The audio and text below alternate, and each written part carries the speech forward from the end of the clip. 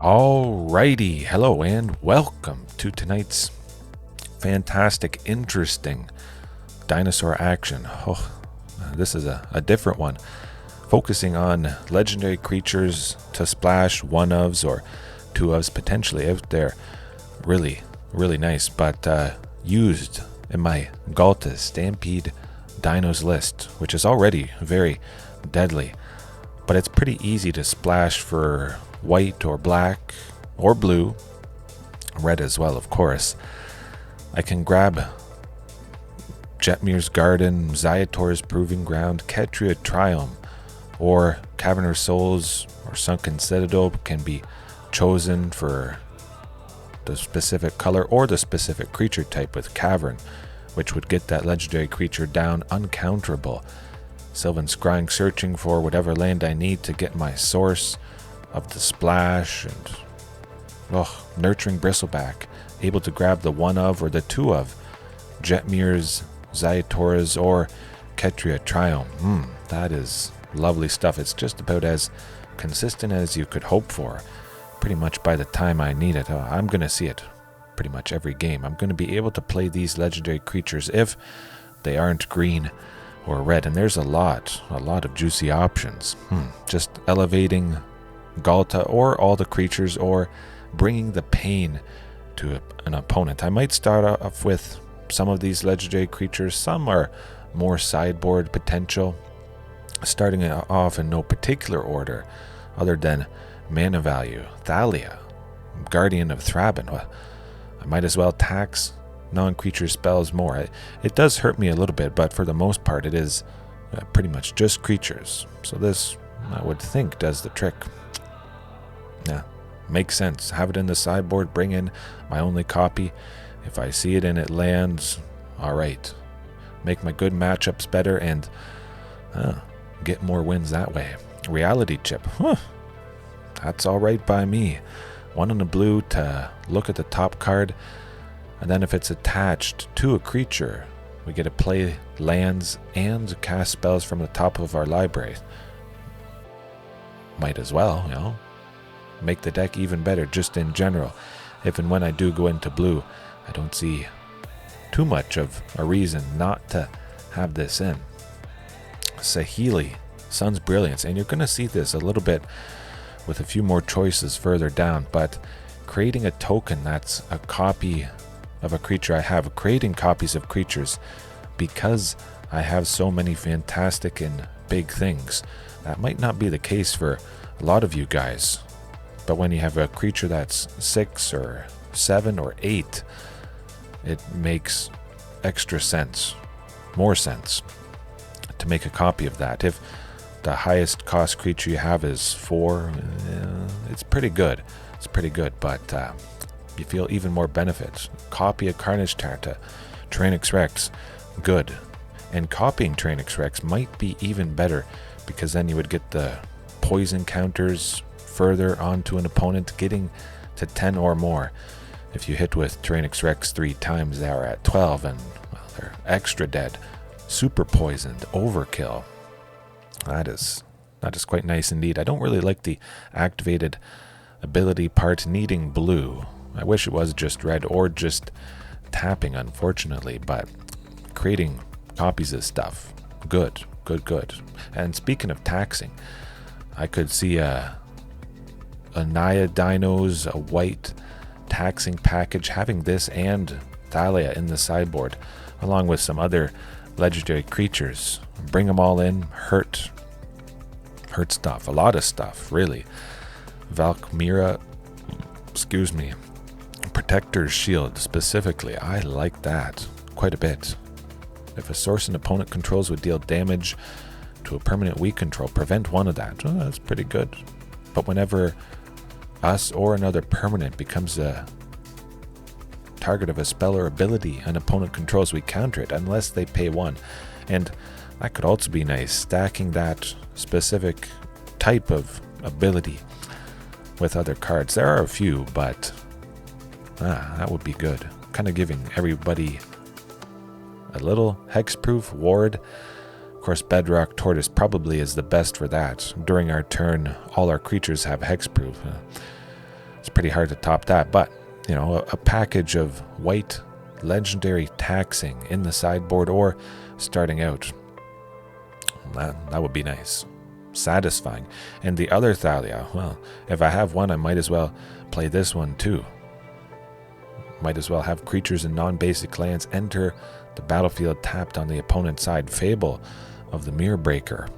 Reflection of Kiki Jiki. Well, those tokens that you make copies of, they're tapped. If they make it on their turn, if they make the creature a copy before combat, they want to attack with it, they can't. So that slows them down quite a bit. Or just decks that have a lot of tokens entering tapped, maybe a convoke sort of strategy. Boros convoke, that'd be good. That'd be good. I like that. Although there is Kinjali's Sunwing, which would make the opponent's creatures enter the battlefield tapped. That might be a little bit better just because it is specifically a dinosaur. Oh my goodness. There's so many that I thought, oh, this is the one I'm gonna use. This is the top thing I've got to try out.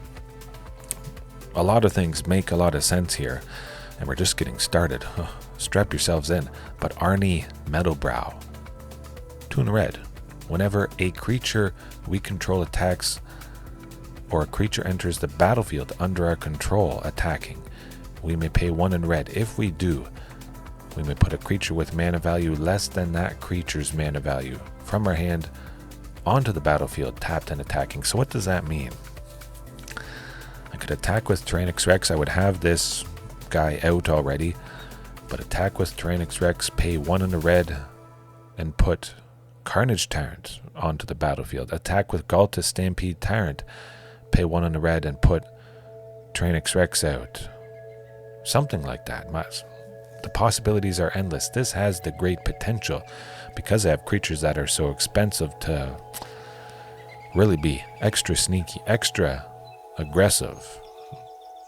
I think it's pretty reasonable to have a copy of this in, maybe all the time, especially because it is red.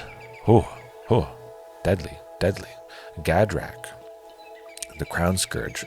Yeah, start off possibly with, a copy always in or in the sideboard. A 5/4 flying for 3, pretty decent to buy myself a little bit of time, such as the Hornet Queen does now with the 2/2 Death Touch herself and those 4 Death Touch flyers. Lovely. However, at the beginning of our end step, create a treasure token for each non-token creature that died this turn.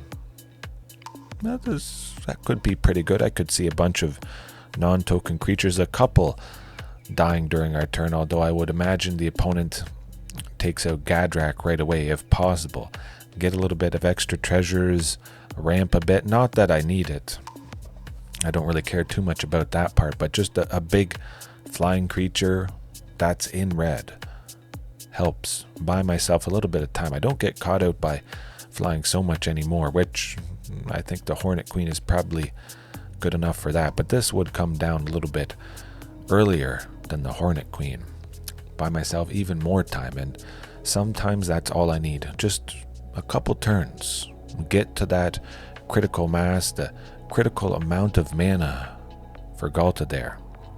A lot of these things are about buying a little bit of time. 1 turn, 2 turns, and that's pretty impactful. Very, very important, especially.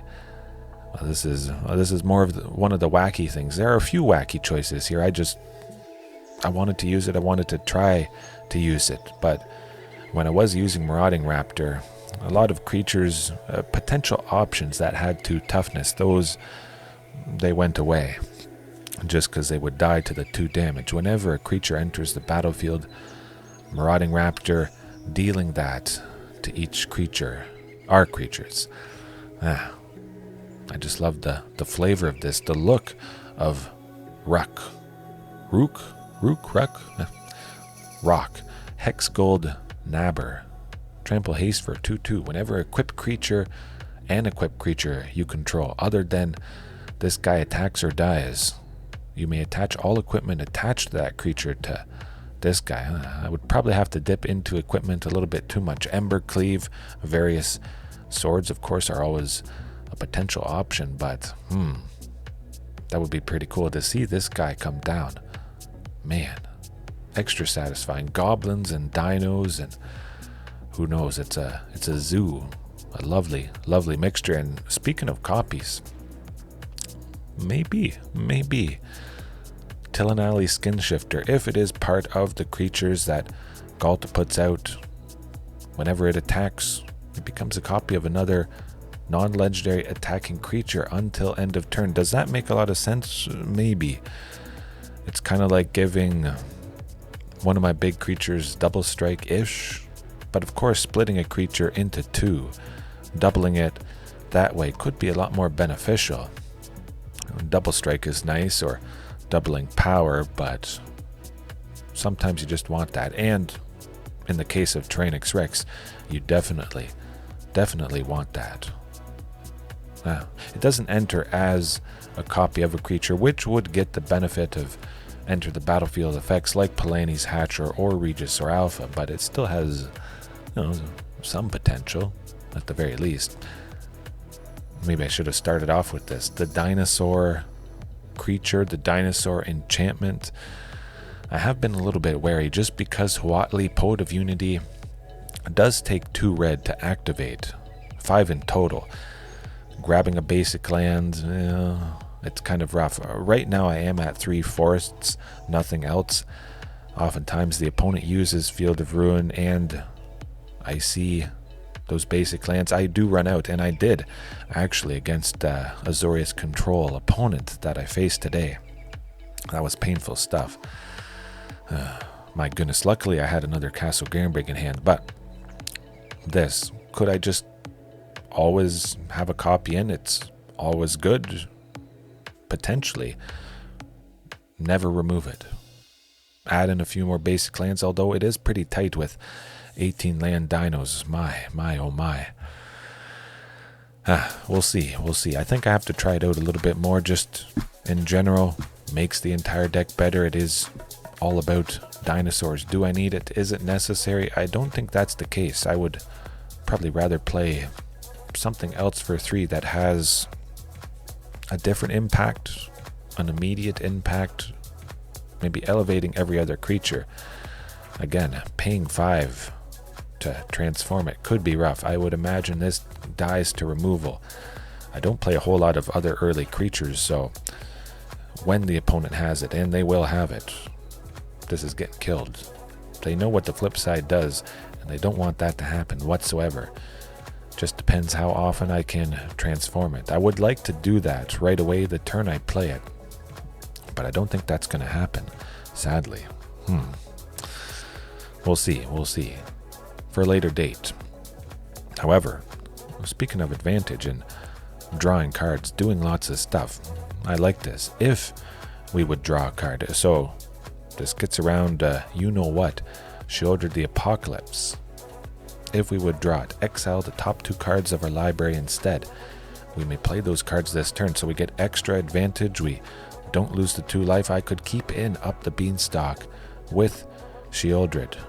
However, if there's a nice package of things that I exile, and I already have stuff in my hand, it could be a little bit awkward potentially.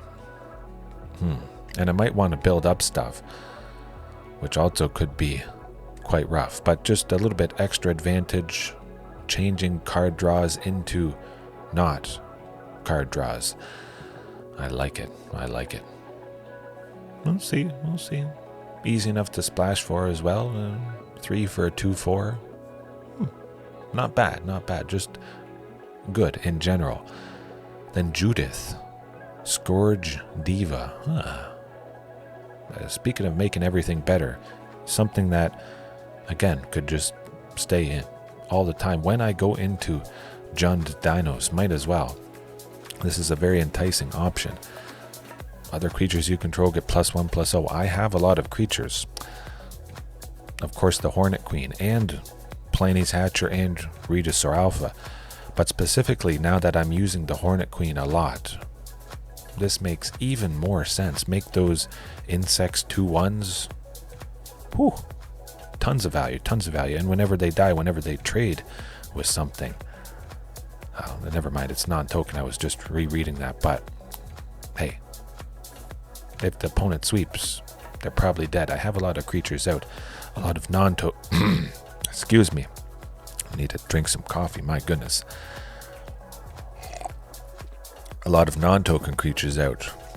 And deals quite a bit of damage. Lovely, lovely. Straight up. Good stuff. Kind of like a Ruth, Tormented Prophet. Yeah. Zvela. That has been... move over there for a sec. Zvela, Ice Shaper. Pay 3, create a colorless artifact token named Icy Monolith. Tap to add 1 mana of any color, so it has the potential to ramp. It is in the colors that I'm looking for, but I'll move myself just a bit. Oh, whoa, where are we going? Okay, back to it.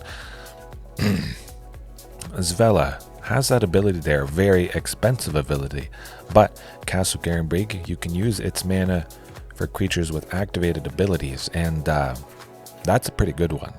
Pay 6, a red, and a green. So 6 of that from Castle's ability, and then 2 more to finish it off, to 8 in total. We look at the top 4 cards of our library. We may cast from among them. I may cast a spell from among them without paying its mana cost. Put the rest on the bottom in a random order. When you have a lot of stuff that has a high mana cost, that ability, something like that, makes a whole lot of sense. Ramp a bunch, play stuff easier. When I have a lot of mana, sink it into this to play something big, play something good. Chances are something in the top 4 is going to be quite nice. Sometimes it will be a dud, but if any deck is going to hit something good, it's going to be with Ghalta, Stampede Tyrant. Ooh, that is... I don't know. It's hard to say what I would want to try out most. So many. But that is definitely right at the top, for sure. And speaking of the top, Kutzil, Malamet Exemplar. Hey, I like stopping the opponent from doing stuff on my turn. If they can't do anything to me, they die, for sure. That's good. Your opponents can't cast spells during your turn. Thumbs up, we win. Pretty straightforward right there. Not much more to say. It makes a lot of sense. Ooh, okay. This might be number 1 pick, maybe, potentially. We'll see. Trostani, 3 Whispers for a green and a white. Of course, it could be 2 white, but we only need to spend 1. We get the choice of either green or white. For a 4/4, we pay 1 and a green. We can give a creature Death Touch. That's an activated ability, and it costs 2. What is divisible by 2 quite evenly and satisfyingly? Castle Garenbrig. Boom. We activate its ability. We give 3 creatures Death Touch. I mean, it's not the best way to give Death Touch to everybody, but you get the idea. That's nice. However, it has that other activated ability. Target creature gains Vigilance. Okay. So activate Castle Garenbrig, give 6 creatures Vigilance. Again, there's other ways to give that, but I like the giving other creatures Death Touch. That's very nice. When that creature has Trample, damage continues on through to the opponent. You only have to assign lethal, which is 1, and the rest, boom. Love it.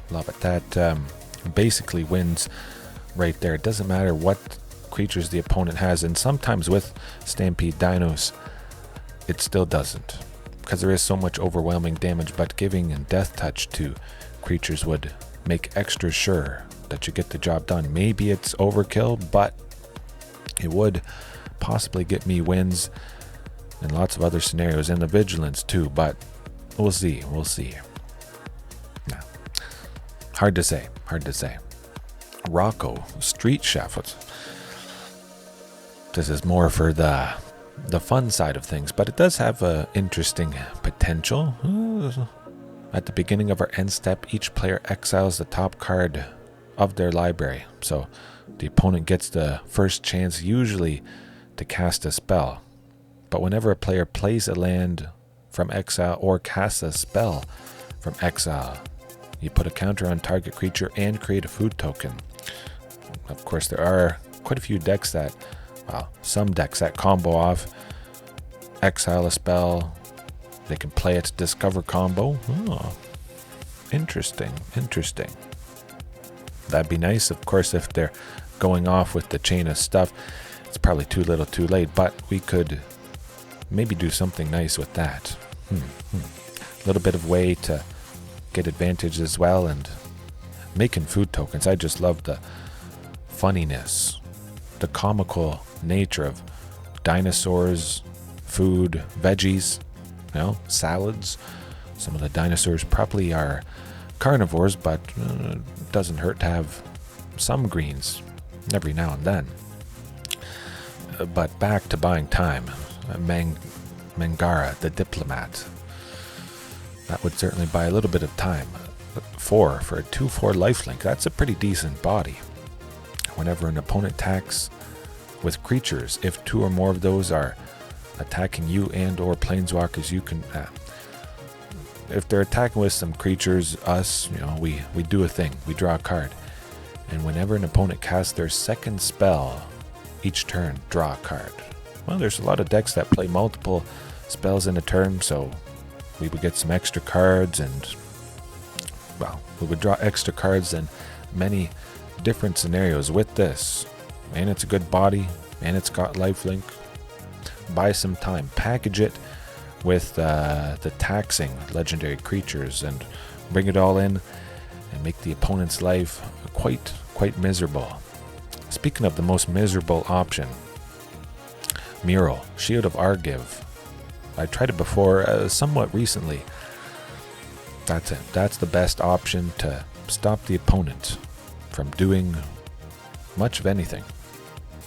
During our turn, our opponents can't cast spells or activate abilities of artifacts, creatures, and enchantments.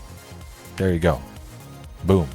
You just sit back, relax, and you watch your life total go to major negative, because it doesn't matter what you have, you die. That's good. That's what you want.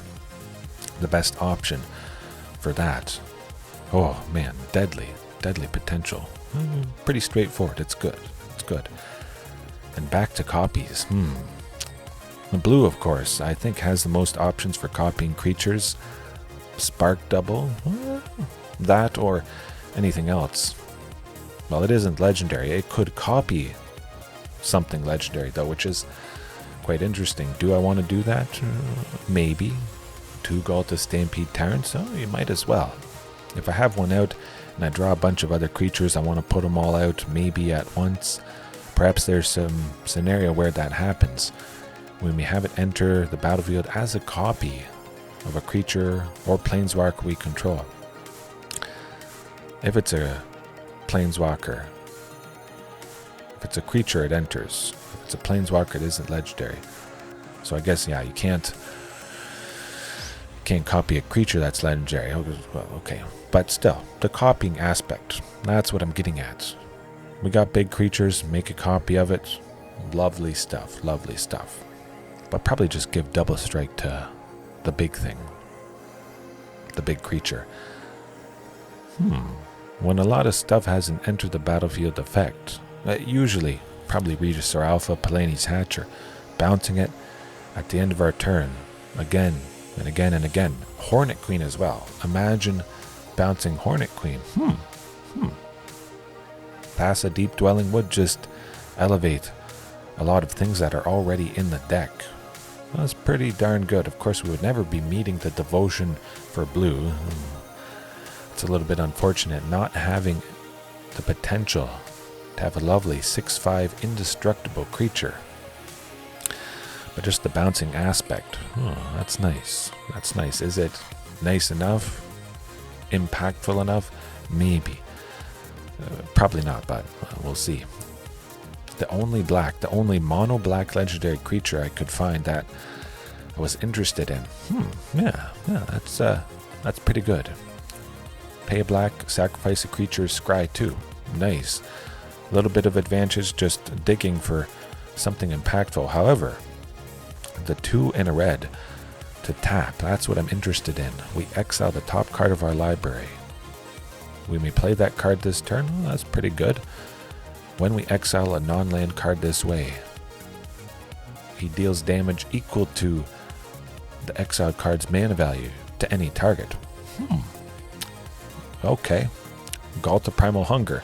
I only use 1 copy at the moment. Or Ghalta Stampede Tyrant. Carnage Tyrant, Tyrranax Rex. A lot of costly things. That's what I'm getting at. I could pay 3 to pay somebody big pretty easily and send 6, 7 damage towards the opponent's face. I like it. Yeah, it's see a big impactful thing a little bit easier and deal damage to the opponents. Intriguing at the very least.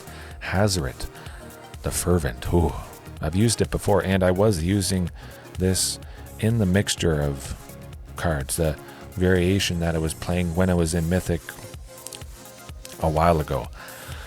One of those months. Ooh, lovely stuff. I do tend to barf my hand quite a bit, pretty fast, so being able to meet the requirement of attacking with this, we have to have 1 or fewer cards in our hands.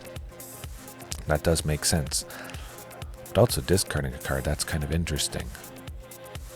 Deal 2 damage to each opponent, an extra way to chip away at them. Deal that last little bit. Not that I always need it, but haste, indestructible, pretty decent sized body. It's in the colors I'm already in. That makes pretty good sense. But back to making sense with copying creatures. Jaxus, I've used it before a little bit. Blitz, potentially. Playing this for 1 in a red has haste. So for 1 in a red plus another red, we tap it, make a token that's a copy of another creature we control, Palani's Hatcher, whatever. And that could be quite nice. I have a Palani's out. Next turn I play this to copy Palani's to make more eggs. And those eggs stick around, and that dinosaur token. But the Palani's that I make extra hasty, everybody hasty. Or Tyrranax Rex or Carnage Tyrant. Love it, love it. Something I could always have in? Certainly, that's a very real possibility. It's just generally good, but not too specific. Well, okay. Speaking of something very interesting and copying things, maybe, just maybe, this is the best option for me. It certainly takes a lot to activate the final ability, the expensive ability, 3 red, but it takes 6 of any color. Castle Garenbrig, we use the 6 green for that, and then we just have to make 3 red for the other one, the rest of it. But we get to make 5 tokens that are copies of another creature we control. 5 Tyrranax Rexes. Who doesn't like that? 5 Hornet Queens. Then we have 20 insect token. You get the idea. It gets out of hand, but it's an ability. Castle Garenbrig. I could have 2 Sunken Citadels in Castle Garenbrig. 3 lands.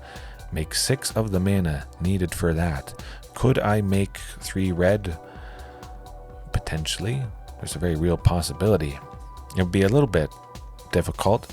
It would take a little bit of tweaking to the mana base, but I would not be opposed to trying it out. Deadly. Absolutely deadly. Of course, I could make a token that's a copy of another creature, 1 token, but I would really like to explore the potential of if I get 1 Carnage or 1 Tyrranax Rex, or 1 thing that's nice, 1 Palani's Hatcher, 1 Regisaur Alpha, make 5 copies of that. A lot of stuff. If I make 1 copy of it, it's deadly. Either it's the creature that makes a bunch of dinosaur tokens, dinosaur eggs, a big creature already. There's a lot of nasty hits, elevating the potential of that guy. Ooh, that would be very interesting. Nylea, keen-eyed, also quite interesting. Having the potential with its activated ability, if it is a creature, Castle Garenbrig, we can use that 6 mana to do that ability twice. Dig a little bit. Very lovely stuff. And certainly easy to meet the devotion requirement of 5. It just makes creatures we control cost 1 less. Not that I need it, but it certainly would be appreciated in quite a few cases. Could I always just have a copy in? Absolutely. I don't think it would hurt whatsoever. It would just elevate everything in general again. And it is a sync while it is a creature for that Castle Garenbrig, because you can make a lot of mana. You could possibly make 9 potentially. You could do that ability 3 times in 1 turn. Chances are you're going to be getting something good. You put the card on top into the graveyard, and possibly that card could be, for Blossoming Tortoise, it could be a land. When you play it or when it attacks, you set up, you know you have a land in the graveyard guaranteed. That's pretty good. Just general all-around good. Makes sense to always have, but you can't have everything, unfortunately. Well, I wish.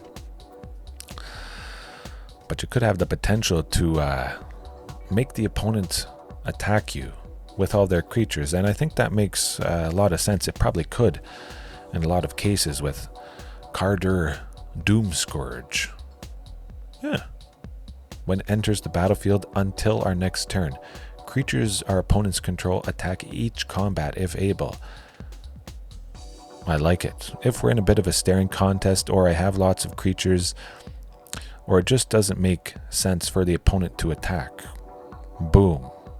We make the opponent open themselves up, and chances are we block advantageously, especially if I have the Hornet Queen out. Imagine. A lot of death touch creatures, the opponent sees it, they don't want to attack, but I don't really have much in the way of, big bodies. I want to buy time, which the Hornet Queen is doing, but now Carder Doomscourge changes that drastically. Now they have to attack all those death touch creatures, trade with the big stuff, they're open, they're feeling not so good at all. But whenever an attacking creature dies, each opponent loses 1 life and we gain 1 life, which is just an icing on the cake. Playing it, combat happens over multiple turns, different turns. We chip away, we gain life, we stabilize. I like it. A lot of potential. And speaking of potential, and again, going back to the theme of this deck with Ghalta Stampede Tyrant, lots of expensive stuff. There are a lot of things that gain even more value if you have expensive things, either copying them, sacrificing them, that sort of theme. And this really fits that theme with Kethek Crucible Goliath at the beginning of our end step. So it has an effect. It's a thing it does. You don't have to wait until your upkeep, your pre-combat main phase. You're going to get to do the thing the turn it lands. But at the beginning of our end step, we may sacrifice another creature. If we do, reveal cards from the top of our library until we reveal a non-legendary creature card with lesser mana value. Put it onto the battlefield, then put the rest on the bottom of our library in a random order. I have a Ghalta Stampede Tyrant out. Maybe it was the only thing I played, or it put Kethek Crucible Goliath out. Those as the only 2 creatures. That feels pretty bad, and maybe I would want to keep Ghalta Stampede Tyrant, but I could, if I'm desperate, sacrifice Ghalta Stampede Tyrant, search for a Tyrranax Rex. That would be pretty fantastic stuff. Or somehow I got Ghalta Primal Hunger out and I sacrificed that to get Kethek, which searches for Ghalta Stampede Tyrant, which has a mana value of 8 or less, which puts all the creatures I have in hand out, or I sacrifice Tyrranax Rex. Not that I would ever want to, and I could search for a Carnage Tyrant. Doesn't make a whole lot of sense, but it's like a pseudo-vigilance in a way. If I had a Carnage Tyrant, it was on the battlefield.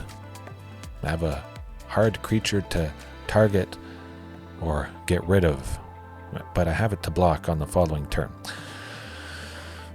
Anyway, lots of expensive stuff I can search, or, well, I'm going to be hitting something good if everything is good pretty much. If I don't have very, very small creatures. Something to think about. I like it. I like it. Nemata. Primeval Warden. Thinking about interesting options. Exiling creatures. This certainly would be a sideboard card, but if a creature an opponent controls would die, we exile it instead. You want that to happen in some specific matchups. You know, Phoenix would be good, maybe. Things that recur, stuff from the graveyard, especially. But when we exile a creature, make a Saproling. Seems good. We get a creature from that effect, something to block. Nemata has that ability of sacrificing a Saproling to make itself bigger, and it has reach, which, you know, buy myself some time, be a little bit more stable against flying, especially. Speaking of something that's just good, easy to play as well. Kind of easy. We need 2 red. However, Ognis, the Dragon's Lash, this makes extra sense, and, well, it makes extra sense, but not for a lot of people. Whenever a creature you control with haste attacks, create a tapped treasure token. Sometimes you would just give all your creatures haste for a turn, until end of turn, or just a couple specific creatures. However, even though you don't need haste after creatures have been out for a turn, as long as they were under your control since the beginning of your upkeep, you can attack with them. Even though you don't need it on future turns, they still actually have haste. So you still get to do this. Every time you're attacking, every turn you're attacking, while this is out with Regisaur Alpha or Palani's Hatcher, you make a treasure token. That makes a lot of sense. However, not so much sense, because again, I have enough mana. Often enough, I seem to have enough mana, but could this find a place? Of course, as a one-of, there's a pretty good chance I'm going to see it later when I don't need it. Oh, I don't know. Hard to say. Package it with a bunch of creatures, a bunch of stuff that I want to sink mana into, which, going back to Orthian, Hero of Lavabrink, I need 3 red to activate that ability. That plus Ognis, just to increase the chances of doing it, of making 5 tokens that are copies of another creature. Sprinkling in treasures, just the potential to make mana of a certain color and get to make that 3 red. I think that could be making a lot of sense.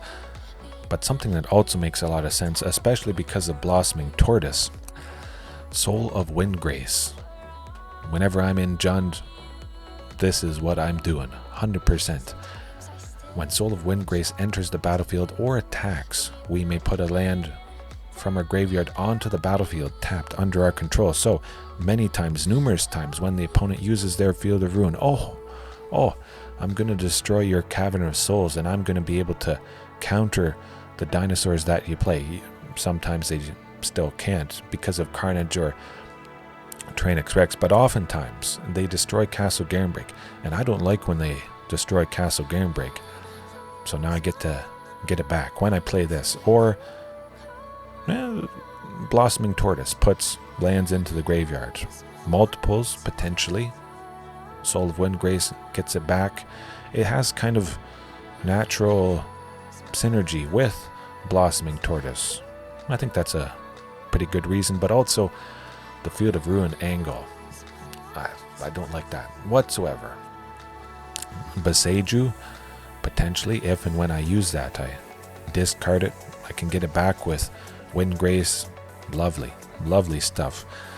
Makes a lot of sense. Or if I just see a land, and sometimes I am still flooded, even with 18. I could pay a green to discard a land, gain 3 life, pay 1 in red to discard a land to draw a card. That's pretty good. It's like I give cycling to any land I have. Makes a lot of sense. Or the black, which I don't think I would ever do much, but we can discard land to give Soul of Windgrace indestructible until end of turn and tap it. So, we could block, discard a card, have a hard to deal with blocker, hard to deal with, and get rid of. A lot of good stuff there. Okay, maybe this is the best. I don't know, it's so hard to tell, but with the Hornet Queen, Palani's Hatcher, Regisaur Alpha naturally at the moment, and probably for quite some time, maybe forever, I'm going to be able to have a lot of creatures on the battlefield, and this is the thing of things that cares about having multiple creatures. Ghalta, Stampede, Tyrant, oftentimes she's putting down enough to meet the full requirement of Jetmir, Nexus of Revels. Creatures you control get +1/+0 and Vigilance as long as you control 3 or more. Well, so that's easy. A very easy requirement to meet. Creatures you control get +1/+0 and Trample as long as you control 6 or more. Still, easy. But the thing I'm looking at, creatures you control also get +1/+0 and have a double strike as long as you control 9 or more. I don't have to jump through any hoop now with the Hornet Queen to get to 9. Maybe I do, but Nurturing Bristleback as well.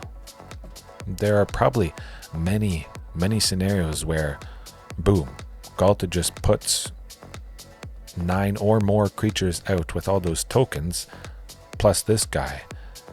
Boom, I definitely win. I may not get to attack with all those flying death touch insects, but still, the following turn I would be able to. They'd be 2/1 doubles. Well, no, they wouldn't be 2/1s. They'd be 4/1s, because it's +1/+0 3 times. 4/1 vigilance. Ooh. I don't know. Okay, this is the top pick. We've gone through a lot of top picks so far, but I think for me, after the Hornet Queen, that's probably it. Ghalta, Stampede, Tyrant does often finish things off right then and there, but this elevates everything, all the little things. I don't see too much that makes more sense than this. Man, yes please.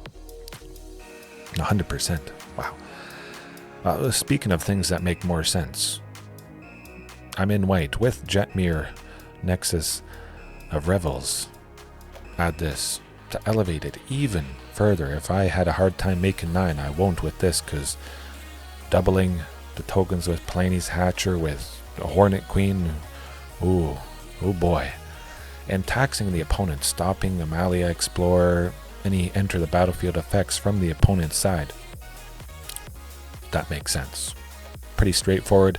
I think most of us know Elesh Norn, Mother of Machines or Mother of Dinos is good. I can make 1 white. That is right. Yeah. Lovely.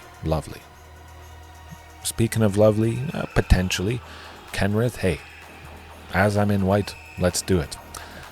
1 red to give all creatures trample and haste. That's pretty good, although a lot of my big stuff does have trample already. But I'm kind of interested in the paying 1 and a green to put a counter on target creature. That's, I guess, maybe not the best rate, but again, it is a sync. Castle Garenbrig, 6 green.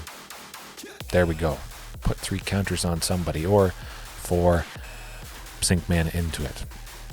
Maybe Sunken Citadel, one of them. I choose blue or black, possibly putting a creature from a graveyard onto the battlefield under its owner's control. I could see that happening. Maybe. Does a lot of stuff. Does it do enough for me? It certainly doesn't do more than Jetmir Nexus of Revels. Compare those two. I would certainly have Jetmir over Kenrith. Definitely. Absolutely. Okay, well, okay. Maybe this is the most interesting, but specifically because of Nurturing Bristleback. Ashaya, Soul of the Wild. 3 and 2 green. Its power and toughness are each equal to the number of lands you control. But non-token creatures you control are forest lands in addition to their other types. But that's not just when they're on the battlefield. That is when they're in other zones. Your library, your graveyard. And if all my non-token creatures are forests, Nurturing Bristleback, Forest Cycling. I haven't tested it, but I'm pretty much certain I can pay 2, and with this out, I get to search my library for any creature, put it into my hand. Instant speed, uncounterable. Does it make a lot of sense? It does. Is it necessary? And how often am I going to have that happen? I would have to have this out, but I would also have to have a Nurturing Bristleback in hand. Maybe that's a little bit rough. Of course, Commune with Dinosaurs could dig to find a Nurturing Bristleback, which could pay 2 to search my library to put any creature in the library out. We'll see, we'll see. You could do that specific scenario, and it would be good. But would it happen often enough? I don't think so. I don't think so. Again, Jetmir Nexus of Revels, that's impactful. Whenever it happens, it's good. I could play it as the only creature, and any turn after, chances are things are going to get deadly, ugly. Maybe I play Jetmir Nexus of Revels with no creatures out, and then I play Hornet Queen the turn after. I got 6 creatures right there, including this guy. Boom. Right there. Everybody gets +2/+0 vigilance and trample. Yes, please. Yes, please. Oh, okay. I was so excited to use it. I clicked it. It went away. We'll leave it there. Want to keep moving. Okay, we got a bunch more stuff. I'm trying not to go over an hour. I didn't know I could do this in one take, but we're doing it. We're doing it. Odger Castle. I think a lot of you guys have used this. You've wanted me to use it. You've asked me about it. I think it makes decent sense. I wouldn't get to attack with it the turn it enters. I would like to do that. Sadly, it's not a dinosaur. Should be a dino god. Yeah, why not? But 3 and 2 green. For a 6/5 trample, whenever it deals combat damage to a player, reveal that many cards from the top of our library. You may put a creature and or a land from among them onto the battlefield. Put the rest on the bottom in a random order. So it's kind of like a Gishath, a mini one. But what I'm interested in is when it dies, we return it to the battlefield tapped. So, I mean, chances are it's going to die against control, a sweeper, boom. We get a land instead. We don't just lose this thing. We can pretty easily transform it if we need to. Activate only if we control 10 or more permanents. Wow, that's pretty easy requirement to meet if we have a lot of tokens. Is it good enough? Impactful enough? I could be spending 5 to play this to do nothing, sadly. So I don't think it really makes the cut for me. If I'm spending 5, I want to be looking for a land, digging for something, setting up and making my other creatures good. Certainly, I'd rather play Jetmir Nexus of Revels, which would elevate everything else that I have. If Odger Castle was put onto the battlefield with Ghalta Stampede Tyrant, it wouldn't be doing a whole lot of anything, sadly, unfortunately. And again, I don't really need more lands. I already have enough, often enough, to make what I need. Vorinclex, though. I thought I got a message or a notification, but I think most of you guys are sleeping. Speaking of activated abilities, maybe this guy makes some of the most sense. It's at the top, probably. 5 for a 6/6 trample reach, good. When it enters the battlefield, search our library for up to 2 forest cards. So this is like the Nurturing Bristleback. We can search for Commercial District, Stomping Ground. Lovely. It doesn't have to be that basic land. We can pay 6 and 2 green. Castle Garenbrig. Boom. Pretty easy to activate that ability. Exiling it, returning it, making it into the Grand Evolution. And when it enters that first turn, the first lore counter, mill 10 cards, put up to 2 creatures from among them onto the battlefield. Chances are, in those 10, could be Ghalta Stampede Tyrant plus, well, who knows what else, but I really only need Ghalta Stampede Tyrant. It's only going to get better. Maybe it's Ghalta Stampede Tyrant in Jetmir Nexus of Revels, which, oh, the possibilities are endless. And then it just gets better. That first mode is really good. I'm just happy it is the first mode and it's not the third. But we do get to put 7 counters among creatures we control. That's pretty good. The opponent might be dead with the first one anyway, so we might not need those counters from the second. And then if it gets to the third, wow, we're going to be killing a lot of stuff. Until the end of our turn, creatures we control gain pay 1. This creature fights a creature we don't control. I like that. It's an activated ability. All our creatures gain that activated ability. So Castle Garenbrig, 6 mana, boom. I can do that 6 times and just decimate an opponent. What has Death Touch? What would I want to have the potential to fight to take out anything? Again, if it's Death Touch, we only have to deal 1 damage. Those pesky little insects, boom, psh, Shieldred, done. Done, done, done, done, done, done, done. Sweeping the opponent. If they weren't finished off with that first mode, they're finished off with that third one. 1 copy in all the time. Probably. Ooh, yeah. Maybe that's the top pick for regular stuff. If I'm not splashing, I probably should be using one of that. Pretty straightforward. Xenagos. Make everything better and bigger, but only one thing. Kind of why I've moved away from it a little bit. It is nice to have out knowing any creature I draw, and chances are any creature I draw is big. I get extra value from this to double it, haste, boom, boom. Pretty straightforward, self-explanatory. I could just, again, always have 1 copy of that in. Lovely. Speaking of lovely stuff, I attack with a lot of creatures. Sometimes opponents attack with a lot of creatures. This is one I could also start with. An easy enough splash for 5. Flying Vigilance, haste to 4/4. Whenever a player attacks with 3 or more creatures, a player, me, or the opponent, we draw a card. That's good. That's good. Drawing cards is nice. Whenever a player attacks with 5 or more creatures, Aurelia, the Law Above, deals 3 damage to each of your opponents, and you gain 3 life. Oh, that's also quite nice indeed. Well, hey, deal some damage, gain some life, get an advantage of an opponent being an aggressive. Maybe have this in against aggro, but also when I do my own thing, I get to do a lot of nice stuff. Added value for me from the opponent doing their thing. Makes a lot of sense all around. Absolutely. Does that make a lot of sense? Maybe. It actually does with Blossoming Tortoise. And I just made that connection. Well, maybe not. Okay, never mind. If it's your main phase, not so much. But if a land enters during our main phase, and it has to be the second one, you have to do this before the first original combat happens. You go to combat, attack, and then you have another land enter.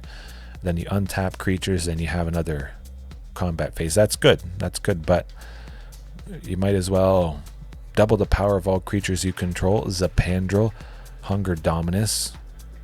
That's kind of like if you had put another land onto the battlefield in your second main phase, getting a second combat. You do power up creatures for each time they've attacked, and that chances are makes a lot of sense. Kind of like Jetmir Nexus of Revels, gaining tons of value because now I do have tons of creatures. Powering up those egg tokens from Palani, that's good as well. Normally they wouldn't do any damage, but with this and Jetmir Nexus of Revels, yes please. And speaking of those egg tokens with Jetmir, they could be 3/1 vigilance, trample, double strike, egg tokens. Ooh, deadly. I don't know how they're dealing a lot of damage. Maybe the shell is extra hard and they hit an opponent. They get rolling really, really fast. They would be rolling really fast and hitting twice, a lot of times.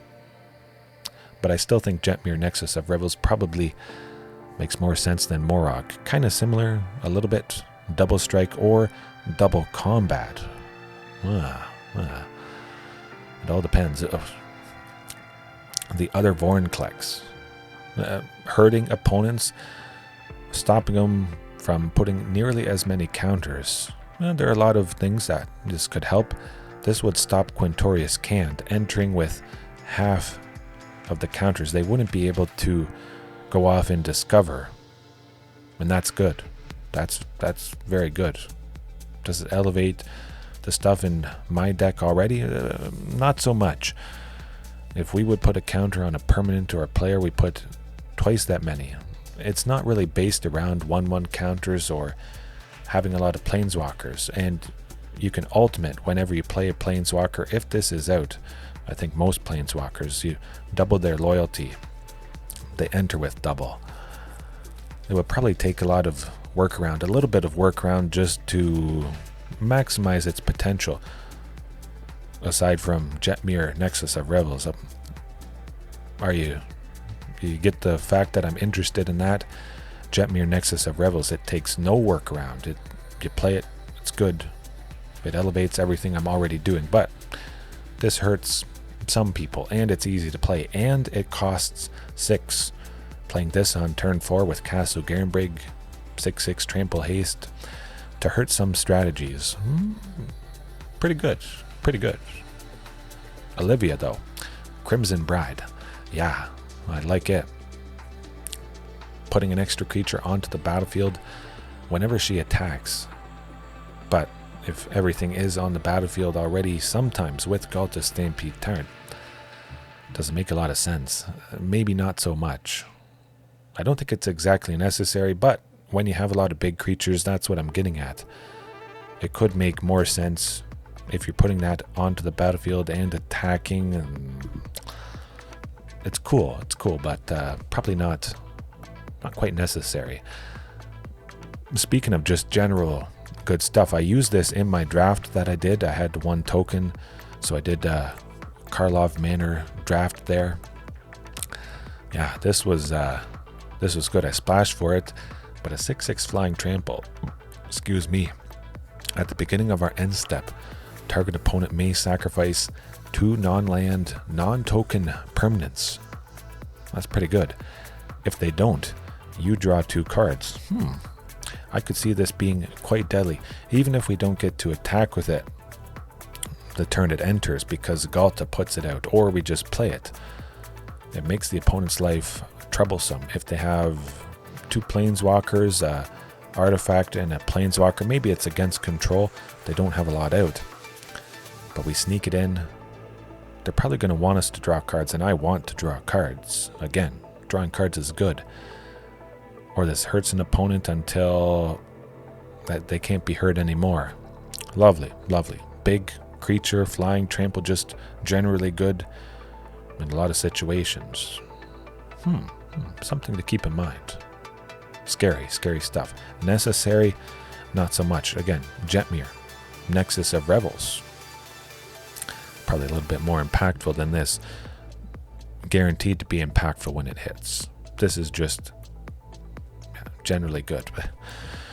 Speaking of generally good and giving death touch to other creatures, so the Trostani was way back up. That was like half an hour ago, or maybe that was like 40 minutes ago. My oh my, I've been going forever.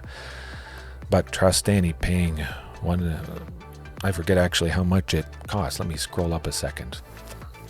There we go.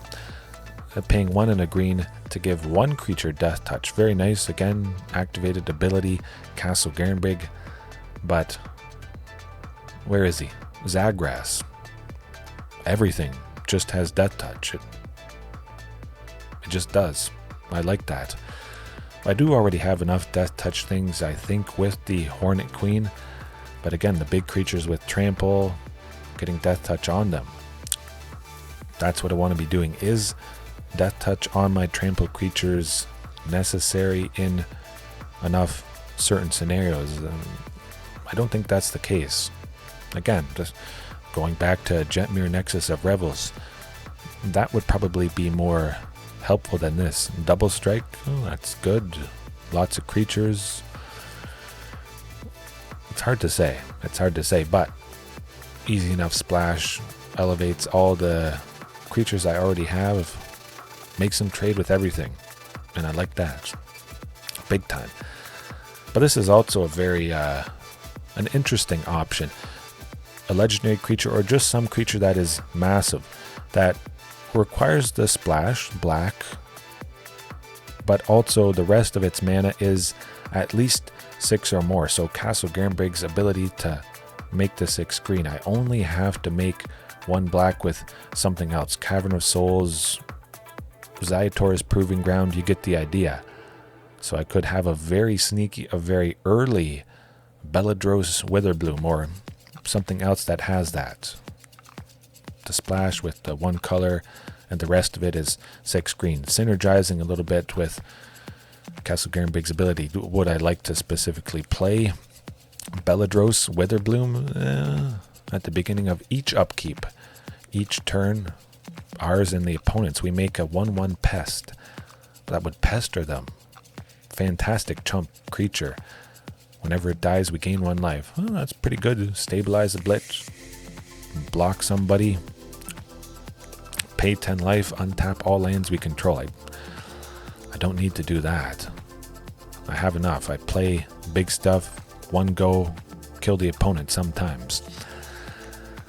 Keep it in mind. But yeah, you get the idea. Speaking of big stuff, if and when I do go into white, that would be lovely.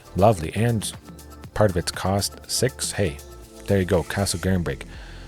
So I would only need another Cavern of Souls because Zatalpa is a dinosaur. I feel comfortable.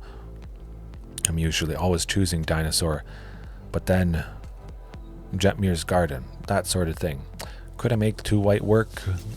Maybe, but still, I want to shy away from needing 2 of the splashing color, because it still can be quite awkward. Again, if I only need 1 of the splashing color, the 1 black or blue or white, that is very easy. But this is getting into the realm of maybe being a little bit too awkward. Also, though, being a dinosaur, a big thing, Ghalta Stampede Tyrant, putting it onto the battlefield.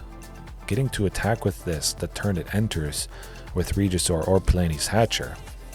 That's a very good and real possibility. Is it necessary? Meh. Would I rather Jetmir Nexus of Revels? Probably. That would get more power overall than Zatalpa. And I have a lot of flying creatures with those Hornet Queens too. We're going back to Jetmir again and again and again. That's the theme. Maybe I should have started off with Jetmir Nexus of Revels. Whew. But moving on to the classic of classics, pretty much the most classic dinosaur for Commander, at least. Hey, I only need 1 white. It's a dino. I can make a ton of mana. Castle Garenbrig can make the 5 of any color plus the 1 green. Should I have it in? Maybe.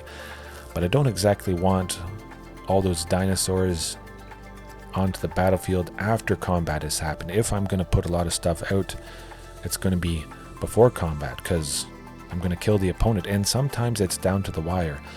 I need that power on the battlefield, and I need to kill him. I'm at 1 or 2. The opponent will kill me the next turn. It's razor thin sometimes, but that is the most thrilling part. But, still, maybe I just want to search for stuff, put stuff out, Certainly if the opponent was going to kill me next turn with their creatures, I do now have a lot maybe on the battlefield untapped. Vigilance, Trample, Haste, maybe they're pretty open. They only have 1 or 2 to block, maybe none. Or they just have a counter spell. Cavern of Souls, making sure that this lands, connects, lots of stuff. Boom, boom, boom. Easy enough to play, that's for sure. Pretty straightforward. Ooh. Speaking of easy enough to play, and on the Discord, some of you guys mentioned it. A bunch of you have mentioned it over time. Should I always have 1 copy of Zakama Primal Calamity in? I think so. Again, Jetmir Nexus of Revels. I want to be in white a little bit. So with Zakama, I think it's a perfect pairing. I can make a ton of mana, and I need a mana sink. I want a mana sink. That certainly does the trick. Castle Garenbrig. Even though it makes 6 green, I could use the 6 green for its red ability 3 times. Then would have to make 3 other red. I could deal 3 damage to creatures, taking out multiple things, or just destroying artifacts or enchantments multiple times. That's what I'm getting at. The white life gain, I don't see myself doing too much. But it is a big dino. Vigilance, Reach, Trample, and Haste, probably. Might as well have a copy. But again, is it necessary?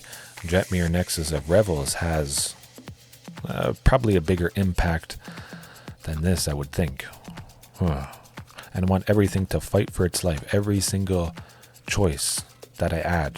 Of course, I'm always open to trying things, but at the moment, Jetmir Nexus of Revels edges this out. It has to be the best of the best choice to achieve or elevate everything that's already in. Does Zakama meet the cut? Maybe. Speaking of making the cut, or oh yeah, man, that's tasty. I like that food token. I love eggs of any kind, bread. That looks like candy or fruit. I don't know. I'm making myself hungry. It's getting early or late in the morning, wherever you're at. The Goose Mother. This would be more hilarious than anything. But sinking all of Castle Garenbrig's mana into this to make it massive. For a blue, a green, and X. It enters the battlefield with X/1/1 counters. Scary. When it enters the battlefield, we create half X food tokens. Rounded up. That's pretty cool. Whenever it attacks, we may sacrifice a food to draw a card. Does it do a lot of good stuff? It's a big thing that makes some food tokens. Jetmir Nexus of Revels makes everything bigger and better and deadlier. This might do something good a bit. I don't really need it. It's not really necessary, but again, it's going along with the mana sinking potential, similar to Zakama there. Very, very nice indeed. Rocco, Cabaretti Caterer, the other one, the original version. Speaking of a sink, when Rocco Cabaretti Caterer enters the battlefield, if you cast it, you may search your library for a creature card with mana value X or less. Put it onto the battlefield. Could I make 8 mana plus sometimes I can make 11. I could search for Ghalta's Stampede Tyrant. If I can make 11, put it onto the battlefield to put everything else I have in my hand onto the battlefield, or just search for Jetmir Nexus of Revels. A pretty reasonable possibility with Castle Garenbrig making 6. It pays for the 4 easily. Yeah, I could see that happening. Something impactful. I search for a Palani's Hatcher, a Regisaur Alpha, something a little bit less expensive, a Carnage Tyrant. That's a very real possibility as well. I could see it being a one-of, big time. Search for something very, very nice indeed. We're almost done. We have a land at the very end there, that Westvale Abbey, but speaking of a mana sink, deadly. Absolutely deadly. Let's picture this. Castle Garenbrig makes 6 green. We pay for 4 of X plus the 2 of any color, and then the black and the red. But when Orcus, Prince of Undeath, enters the battlefield, we choose 1. Each other creature gets -X minus X, and you lose X life. I'm just happy I haven't been tongue-tied too much. I'm surprised with myself. Yeah, I've been so excited I haven't drank a lot of coffee. My lips are getting dry and chapped. But let's say, imagine we pay 4 for X. Every other creature gets -4/-4. That would be a pretty fantastic sweeper against a lot of stuff. I can see this happening and entering early, and X being pretty substantial. But also, we can return up to X creatures with total mana value X or less from our graveyard to the battlefield, and they gain haste. So as it goes on, I have some nice big creatures in the graveyard. I'm able to, who knows, pay 6 for X, 7 for X is a very real, a real possibility. Being flooded, having a lovely sink, getting a Tyrranax Rex back and out. I mean, it's pretty nice, pretty expensive, but also that's a pretty decent body too. So could be a sweeper, could get something back. I can make a lot of mana. I can sink it into this. Lovely, lovely. And oh, we made it. We made it to Westvale Abbey. It's a land with an activated ability that costs mana. Castle Garenbrig. Let me move myself. Hopefully I didn't cover too many things. I think for the most part they don't have 2 pictures there, but I have a lot of creatures. Westvale Abbey, I can pay 5 to tap it, pay 1 life, make a 1/1 white-black human cleric creature token. That's pretty good, but I imagine I would be able to pop Westvale Abbey pretty quick, pretty fast. I wouldn't have to pay 5 for the first ability. I would be doing the second. Paying 5, tapping it, sacrificing 5 creatures, and transforming it into Ormondal, Profane Prince, flying, lifelink, indestructible, and haste. Is it a pretty nice thing? Could I reasonably just add this in? It is a land. Sylvan Scrying. Could search for it, grab it. Castle Garenbrig, easily able to make the mana. Right. Come to think of it. No, it's just for creatures. Okay, forget that. Scratch that. Sunken Citadel for the mana needed. I made it all the way till the end. Goofed up a little bit. That's okay. But you get the idea. I have lots of creatures. Sunken Citadel can make the mana for this. Oh, I made it. Hopefully you guys enjoyed maybe a chip away. I don't know if I'm going to add chapters for each specific card. I might add chapters later, but there you go. There you go. The creative juices are flowing. See you next time. Peace.